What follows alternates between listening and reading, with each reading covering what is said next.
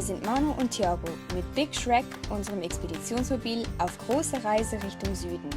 Seit Mai 2025 sind wir unterwegs, voller Träume, Neugier und einer Prise Chaos. Ob es für uns noch einen Platz in Banff und Jasper gab, seht ihr in dieser Folge. Wir sind unterwegs Richtung Banff. Endlich, ein Ort, von dem wir schon so viel gehört haben und auf den wir uns riesig freuen. Aber wir sind nicht die Einzigen. Die Hochsaison hat begonnen und das merkt man jetzt schon. Bevor wir uns aber in den Touri-Trubel stürzen, machen wir noch einen kurzen Halt. Und zwar in einem kleinen Schweizer Laden mitten in Kanada. Und was soll ich sagen? Wir hätten uns fast nicht mehr im Griff gehabt. Keggy, Ofi, Fondue, alles da. Und wir kurz vor der Eskalation.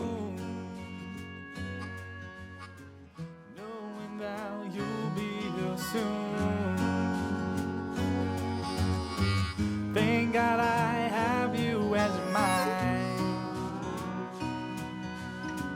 Can feel that tingle down my spine.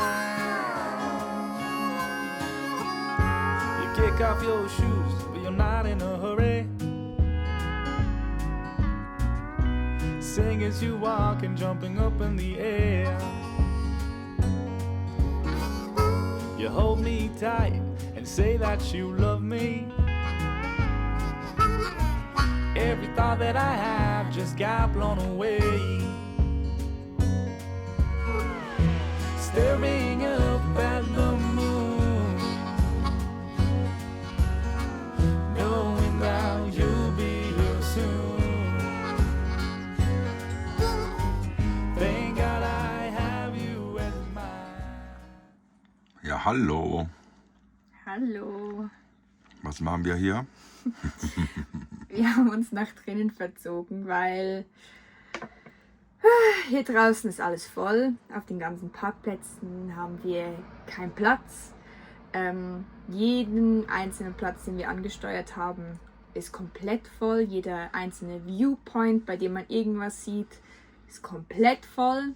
Also auch mit PKWs, muss man sagen. Mit ne? PKWs, Also- egal. Wir wissen schon, dass wir groß sind, aber das macht eigentlich gar keinen Unterschied, weil auch wenn man mit einem PW unterwegs wäre, keine Chance auf irgendeinen Parkplatz. Wir sind seit wann unterwegs? Seit 6.30 Uhr heute Morgen. Ja, 6.30 Uhr ist jetzt 11.20 Uhr. Ja, wir hatten eigentlich den Plan, dass wir zum Lake Louise gehen, weil der war schon auf unserer Liste. Der Parkplatz war aber dann bereits schon voll. Und dann war nur noch die Option mit dem Shuttle geblieben und dann haben wir gesagt, das machen wir nicht. Dann sind wir zum nächsten Lake gefahren, der war auch nicht mehr accessible ohne Shuttle. Also man konnte auch nur noch mit dem Shuttle hoch. Vielleicht haben wir auch Aufnahmen, die werden wir euch einblenden, Ja. auf jeden Fall. Es ist schon ein bisschen frustrierend. Halt, vielleicht ist es, weil wir jetzt 4 Wochen lang so viel Platz um uns herum hatten, wenig Menschen und die Menschen, die wir getroffen haben, waren unglaublich toll. Und jetzt ist es halt, wir waren gestern schon überfordert, weil die Campingplätze sind komplett ausgebucht, das wussten wir schon vorher. Ja. Aber irgendwie überfordert es uns ein bisschen hier und die Season geht, also die ist jetzt schon am Laufen, aber die geht erst richtig los, Anfang Juli. Wir haben jetzt Mitte Juni, Den, 19. genau. Ja, es ist wie es ist, aber wir machen das Beste draus und darum gönnen wir uns jetzt ein Schweizer Plättchen mit den ganzen Sachen von dem Shop von gestern und das ist so gut. Schaut euch das an, ja. Das Das ist richtig lecker. heitert uns wieder auf. Das war gestern vom Shop Valbella in Banff. Nein, nicht in Banff, in Canmore. in Canmore.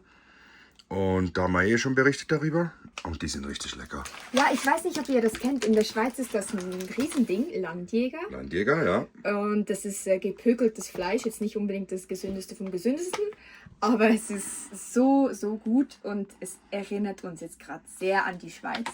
Und das ist mein Lieblingsessen. Am Abend einfach so ein bisschen Brot mit Butter und so ein Landjäger. And I'm happy.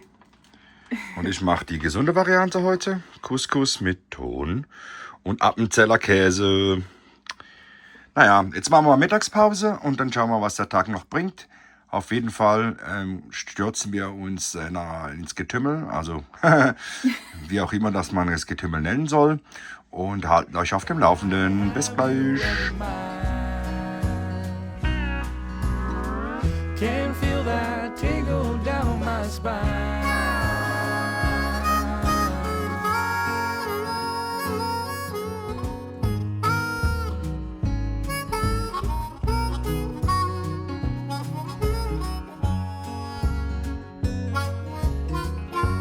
Future looks great and I'm holding on tight. So, wir haben uns jetzt nochmal rausgewagt in den Massentourismus. Und dem sind wir jetzt entflohen. Und jetzt laufen wir hier noch eine kleine Wanderung. Hallo. Ja, viel besser hier. Hier ist nicht mehr so viel los. Weil es ziemlich nach oben geht.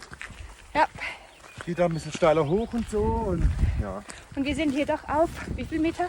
etwa 2100. Every Genau. night. Staring up at the moon. Wir können Biggie von hier sehen. Er steht noch da. Alles safe. Wir haben keinen Parkplatz gefunden. Darum stehen wir da im Abseits. Juhu! Can feel that tingle down my spine. Staring up at the moon. Knowing that you'll be here soon. In der Zwischenzeit sind wir auf 2400 Meter und wir atmen wie Jetzt schon jemand, schwer. der auf den Kilimanjaro läuft. Aber wir sind halt wirklich nicht trainiert. Ja. Aber sicher super Ton. Ja, das gibt einen super Ton. Aber wir zeigen euch dafür eine schöne Aussicht. Genau. Thank God I have you as mine. Can feel that tingle down my. Can feel that tingle down my spine.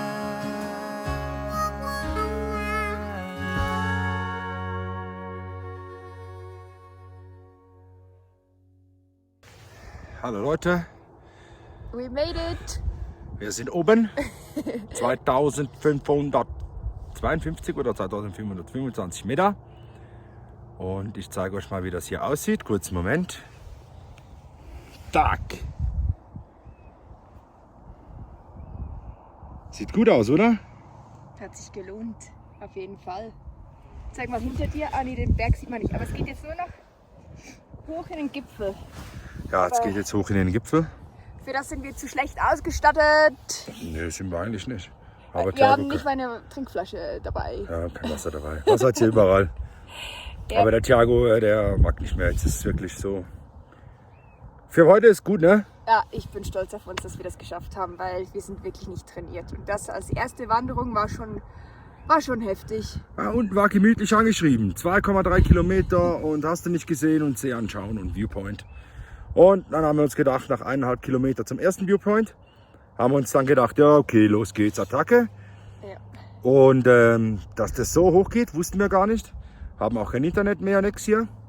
Und dann sind wir mal losgelaufen und irgendwann sage ich mir so, jetzt sind wir, wie weit sind wir denn jetzt? Und dann kommt wieder eine Tafel, noch 1,5 Kilometer. Ich dachte mir, wow, läuft. Never ending. Dafür haben wir jetzt einen blauen See nur für uns alleine und müssen ihn nicht mit 500 anderen Menschen teilen. Das ist richtig. Und das hat sich absolut gelohnt. Oh ja.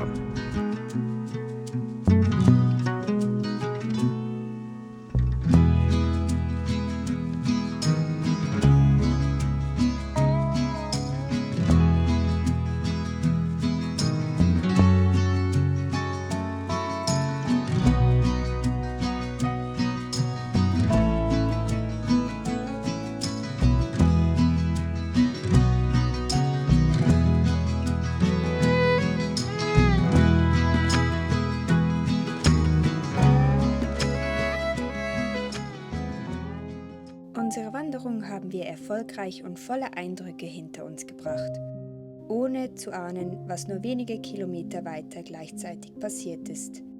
Am Bow Lake in Banff kam es zur selben Zeit zu einem Felsrutsch. Dutzende Wanderer waren betroffen und tragischerweise hat eine Person dabei sogar ihr Leben verloren. Diese Nachricht hat uns kurz still gemacht, gerade weil wir zur gleichen Zeit nur wenige Kilometer entfernt unterwegs waren. Es zeigt einmal mehr, wie unberechenbar die Natur sein kann.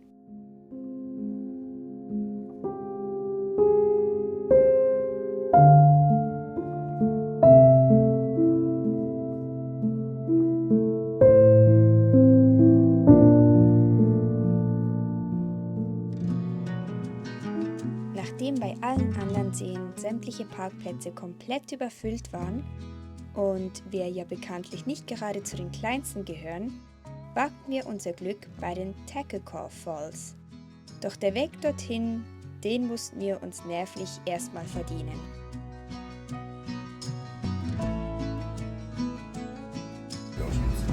Ich glaube, wir gehen mit runter. Willst du runter? Dann muss ich jetzt sagen. Ja, nein, wir gehen wieder runter.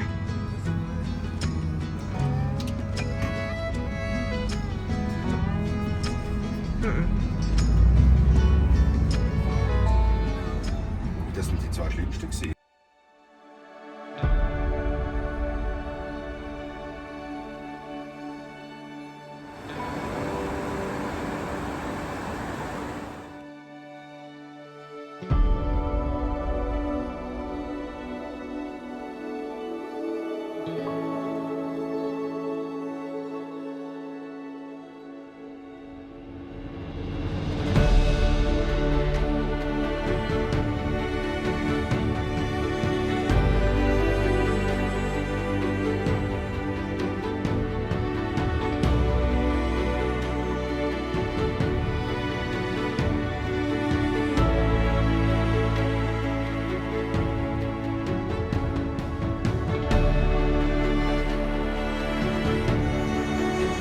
Genau. Wie war das jetzt nochmal genau mit den Wasserfällen? Ich weiß das nicht genau, aber meine Frau hat sich da schlau gemacht. Erzähl uns doch mal was zu dem Wasserfall. Ich habe das nachgelesen und das Ding ist, hier oben ist ein ganz großes Gletscherfeld. Das sieht so aus. Und das wird natürlich jetzt auch immer weniger und weniger mit dem Klimawandel. Das konnte man davor lesen. Und hier kommt eigentlich dieser Wasserfall dann runter. Also den ihr hier hinten in echt seht. Meinst du? Da ist er doch. Der kommt vom Gletschereisfeld runter. Sehr cool. Sehr, Hat sich gelohnt, oder? Ja, absolut. Die Spitzkehrwende hat sich sehr gelohnt. Thiago hat das super gemeistert. Genau, das hoffe ich auch. Naja, weiter geht's.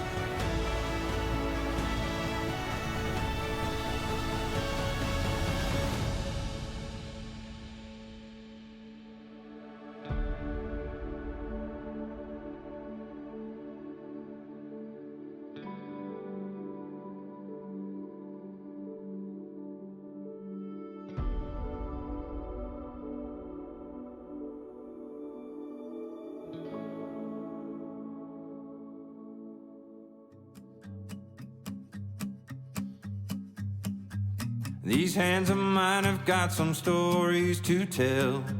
Seen parts of heaven and a whole lot of hell. Headed west to stake a claim in the ground.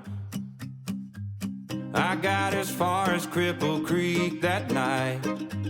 I met a girl with golden hair and green eyes. Fell in love on the outskirts of town. Am nächsten Tag stürzten wir uns zusammen mit unseren Schweizer Freunden, die wir beim Verschiffen kennengelernt haben, ins Getümmel.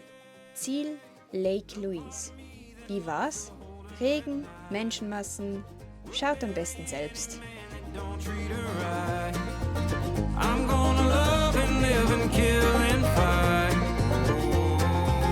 With my whole heart till death do us part.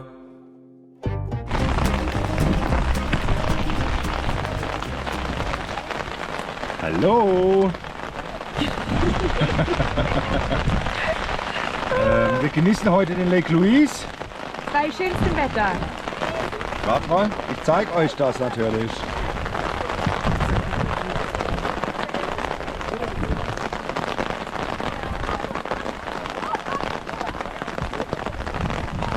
Wir sind schon klitschnass. Wir sind 5 Minuten draußen und Schaut uns mal an. durchgefroren. Tada! Also, wir werden sehen, was der Tag noch so bringt. Meine Wasser. Frau hat schon hat schon kalt und deswegen suchen wir uns mal ein trockenes Plätzchen. Und habt ihr das gehört? Da ist vorhin gerade ein Blitz eingeschlagen, richtig crazy. Naja, wir halten euch auf dem Laufenden wie immer. Tschüss, ciao. Old damn town. He thought he owned her and that they'd settle down. Took her back with a Colt 44. I loaded up and rode out into the night. Took out his men and by the dawn's early light left a blood trail up to his porch. Held my breath and I kicked down the door. The same part of me that holds her at night would bury any man that don't treat her right. I'm gonna love and live and kill and fight with my whole heart till death do us part.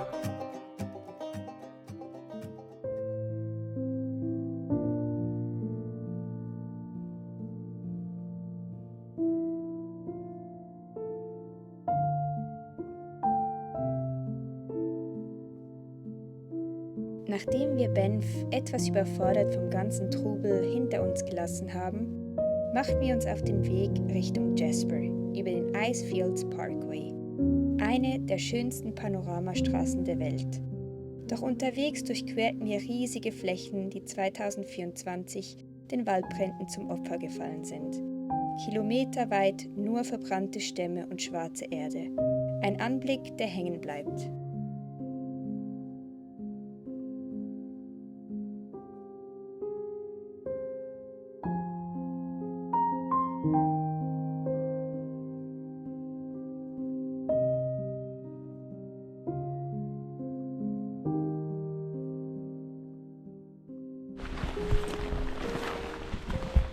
Ja, hallo Leute. Hallo! Wir sind unterwegs wohin? Zum Athabasca Glacier. Ja! Da wandern wir jetzt hoch. Ja, genau, das wandern wir jetzt hoch. Haben das gesehen beim beim Vorbeifahren. Ja, wir sind jetzt von Banff nach Jasper gefahren. Ja, Über den Ice Park. ja, Ice Parkway, Highway. Ja, wir Auf jeden Fall cool. dann rein, wie der Ort richtig heißt. Genau. Und jetzt gehen wir hoch und dann zeigen wir euch mal ein paar Bilder, wie es da oben aussieht.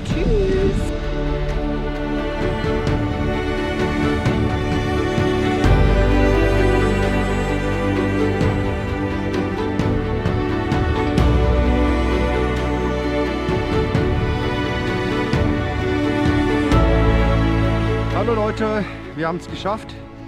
Noch nicht ganz, da im Hintergrund, da irgendwo, seht ihr den Gletscher. Wir sind jetzt hier hochgelaufen, wir sind auf 2200 Metern ungefähr, 2100 Metern. Wir haben wieder geatmet wie Dampflokomotiven. Ja. Und wir haben auch hier gesehen, die haben das richtig veranschaulicht.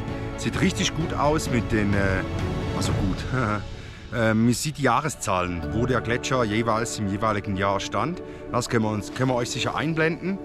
Und das sind Riesendistanzen zu gehen, das ist Wahnsinn.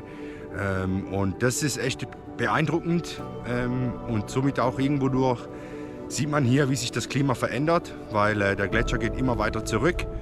Und ja, es ist ziemlich beeindruckend hier. Und den Spot hatten wir gar nicht auf dem Schirm. Nein, hier sind wir einfach vorbeigefahren und weiter hinten seht ihr noch irgendwelche, ich weiß gar nicht, sind das Trucks, die dort auf dem Eisfeld stehen und die Leute dort hochchauffieren, damit die auf dem Gletscher spazieren können. Genau, da könnte man sicher so eine Tour buchen oder sowas, aber das lassen wir. Das machen wir nicht. Oder wir gehen mit Biggie hoch. Ja, boah, das wird Freude.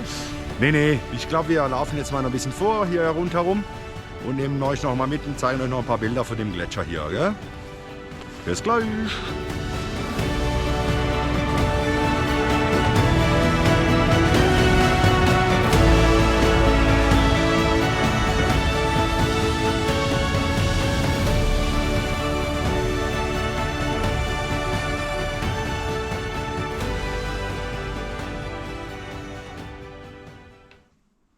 Hallo zusammen, ich begehe eine Straftat. Nein! Love it! Wir haben heute Spaghetti gekocht zur Feier des Tages, weil wir schon ziemlich lange unterwegs waren und ja, jetzt haben wir uns aber mal einen Teller Spaghetti rein, einfach so. Was haben wir denn gemacht? Wir sind von Banff nach Jasper gefahren heute, haben eine richtig schöne Scenery gehabt und ja, richtig cool. Jetzt gibt's was zu essen. Hunger, mach die Kamera aus.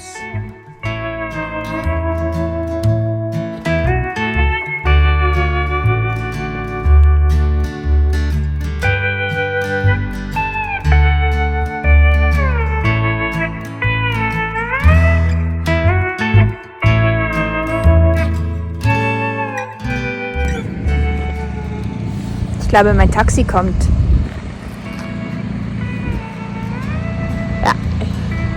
Wusste ich's doch, gut organisiert. Heute habe ich ein Uber XXL bestellt. Mal schauen, was das kann.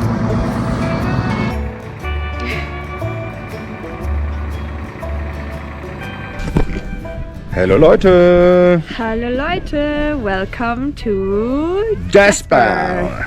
Ja, wir sind jetzt in kurz vor der Unterführung. Wir gehen gleich mal das kleine Dorf erkunden. Wir sind gestern Abend hier angekommen, gell? Ja, genau, im Overflow Parking, weil die Campingplätze wieder alle ausgebucht waren. Die sind alle ausgebucht, das ist Wahnsinn. Und wir finden fast keinen Platz und deswegen gehen wir halt dann direkt zu den Overflow Parking. Ja. Das passt schon für uns, weil wir haben ja unsere eigene Infrastruktur dabei. Das stimmt, das macht uns nicht so viel aus. Und hier im Jasper haben wir auch ein bisschen das Gefühl, hier ist nicht ganz so viel los.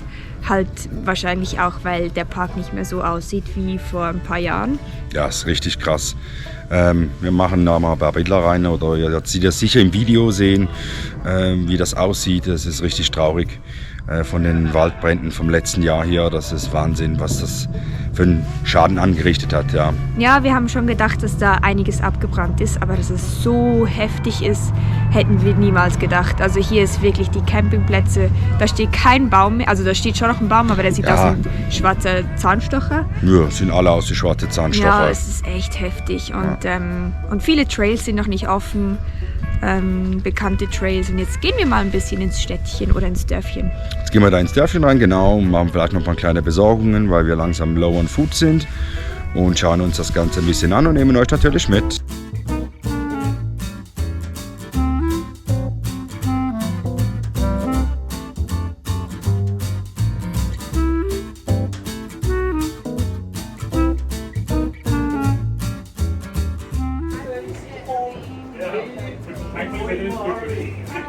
Hast du dich schon entschieden?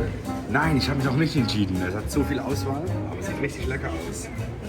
Schaut euch das mal an. Grandma's Place. Ja, das muss gut sein. Grandma macht immer gute Sachen. Was? Wir haben hier eine Karte gefunden. Das sind Grandma's Customers. Und richtig toll. Da, wo ich herkomme, aus Brasilien, Da ist noch niemand, da war noch niemand. Ja, Fortaleza sind schon Leute. Ja, da bin ich geboren, aber meine Mama kommt ja aus hier, nördlich von Teresina. Und deswegen habe ich jetzt da eine neue Stecknadel setzen dürfen. Wie cool ist das denn? Die Schweiz ist schon überfüllt. Da setzen wir keine mehr. Nein, die Schweiz ist definitiv schon überfüllt. Ja.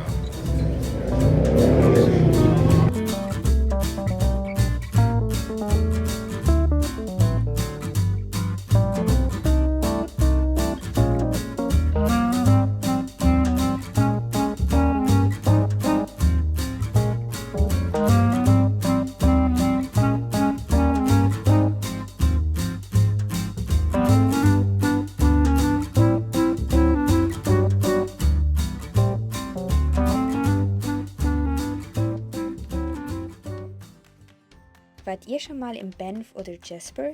Wie habt ihr die Massen erlebt? Tipps für ruhigere Ecken sind bei uns immer willkommen. Haut uns in die Kommentare. Und wenn ihr Lust habt, mit uns weiterzureisen, Abo dalassen, Like klicken, ihr kennt das Spiel. Wir machen uns jetzt ready für den rauen Norden. Mehr dazu gibt's nächsten Sonntag. Wir freuen uns jetzt schon.